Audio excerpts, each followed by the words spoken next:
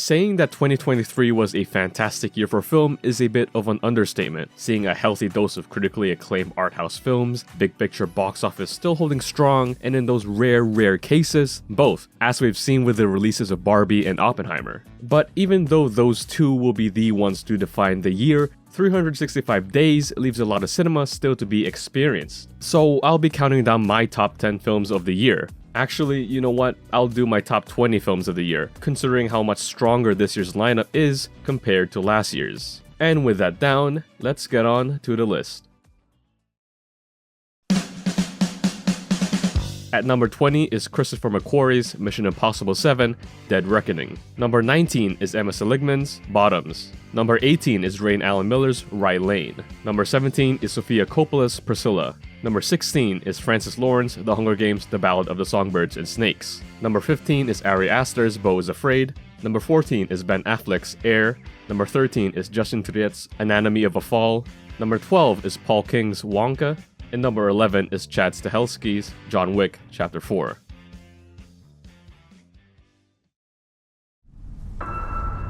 Mahito. It shouldn't come as a surprise to see a Miyazaki film around these heights for a top 10 list. The Boy and the Heron is yet again one of the most imaginative and far-reaching films of the year. Along with the beautiful painting-like animation and the melodic soundtrack to match, it makes for a great comfort film through its adventurous storytelling. Even if the protagonist isn't the strongest, especially compared to Miyazaki's other works, nor does the film end on a strong note to the point where it kind of felt rushed, it's just as good as any other film in the lower end of his filmography. Even weak Miyazaki can be a strong overall film. Can you find the wolves in this picture? From one legendary filmmaker to another, Martin Scorsese's nearly 4-hour crime drama is just that, and it's so good. Scorsese in his later years has shown that all the tools and personnel that made his films what they were are basically timeless. Killers of the Flower Moon contains all those elements that made some of his most iconic films, most notably Goodfellas. But the story within this film is a lot more earnest and a lot more mature, shouldered on DiCaprio's, De Niro's, and obviously Gladstone's performances. You have the makings for one of the best cinematic experiences of the year. I guess the only thing that really hurts is the story feels like it should be a bit more centered on Molly Burkhart, considering how her presence early on felt like the driving force of the story, but it does circle back around her in the end where it needs her the most, closing on a cold and somewhat satisfying note. I'm done running.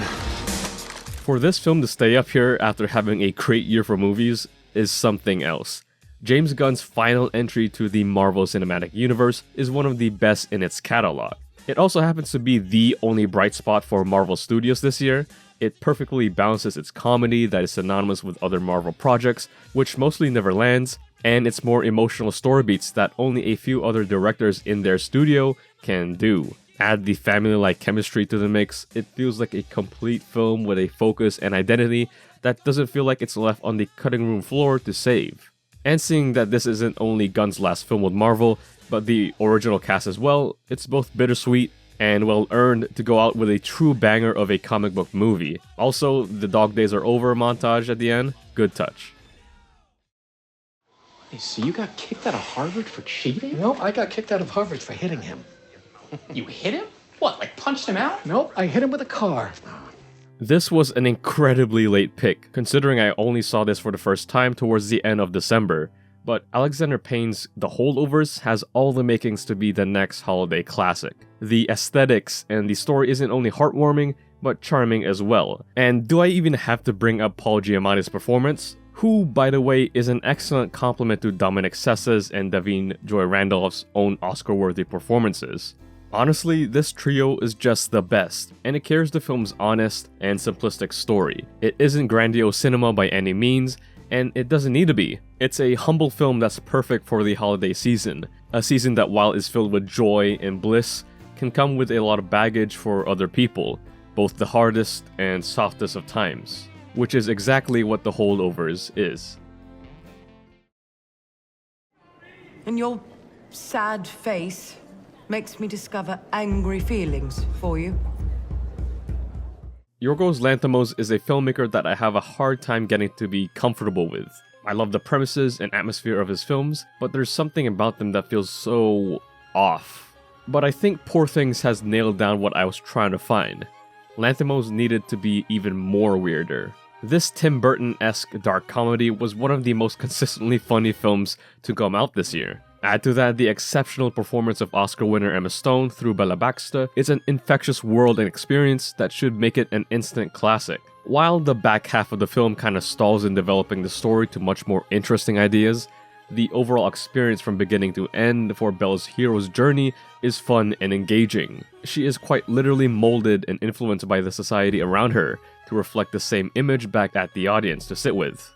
It's a simple yet harmless way of showcasing criticism, and it absolutely works. Barbie, wake up. I'm like you now, ugly and unwanted. Thanks. Barbie marks Greta Gerwig's first real step in big studio Hollywood filmmaking, and what a result it is.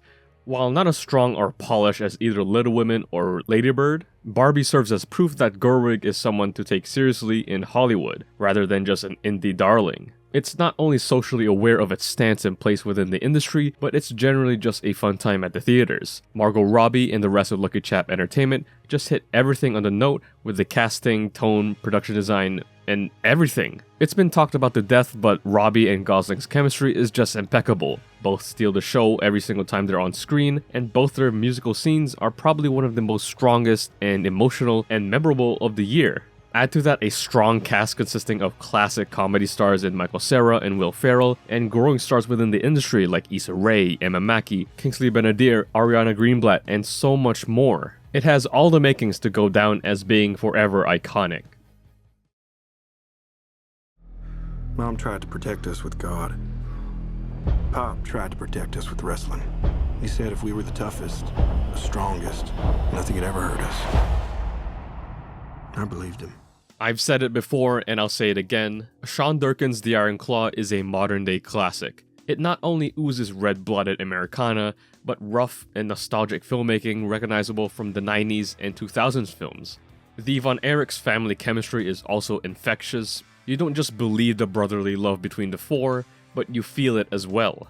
Efron, Alan White, Dickinson, and Simmons make for such a lovable and caring team, making the film's slow and brutal transition from the warm sunny rays and bright future of the family to the cold yet silent ending much more tragic. While there are some obvious pacing issues and missing story beats to delve deeper into the family story, it doesn't affect it from being a feature that can and will stand the test of time. It has all the makings to snatch a couple Oscar nominations, and I really hope it does.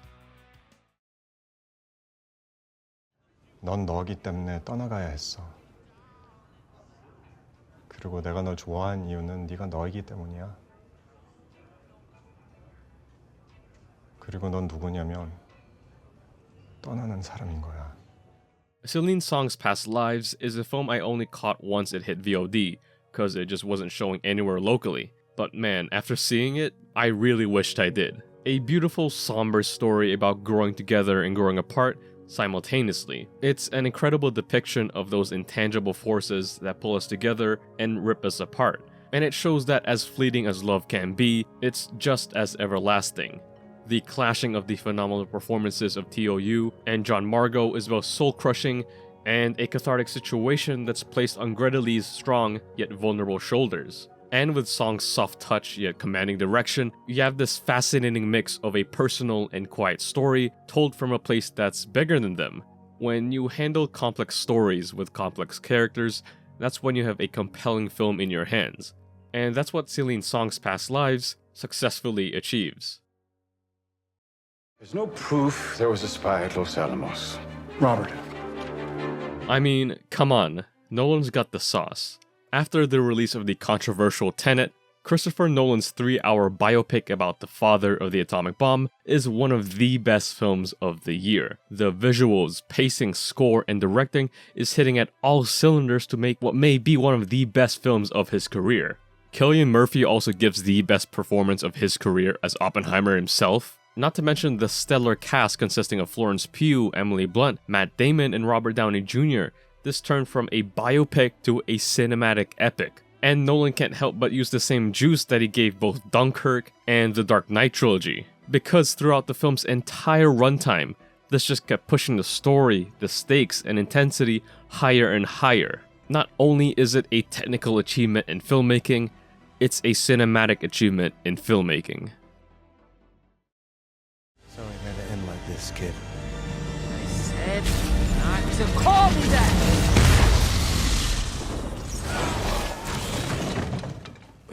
It was incredibly difficult picking which of the two would be my favorite film of the year. There were times when I was thinking of rating Oppenheimer as a 5-star film, but I just couldn't get myself to do it. Lord & Miller's second entry to the Spider-Verse trilogy is the best film of the year. The complex, heartfelt story, the overwhelming painting-like visuals, and the ear-piercing electronic score just make an insane and intense experience at the cinema.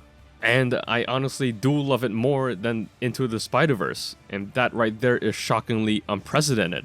While the ending leaves some on a sour note due to the cliffhanger, it didn't come off like that for me whatsoever. I was stunned, shocked, and fulfilled when I first saw it in a packed theater. It's a total masterpiece for me, and such an imaginative and unbelievable film, to the point where I'd call it a perfect cinematic experience. So there you have it, my top 20 lists for 2023, and there's still a decent chunk of films I haven't seen yet, but I feel confident enough that the list won't shift too much when I do get around to seeing them. And with that said, let me know your top films for the year down in the comments below. Please like and subscribe, and thanks for watching.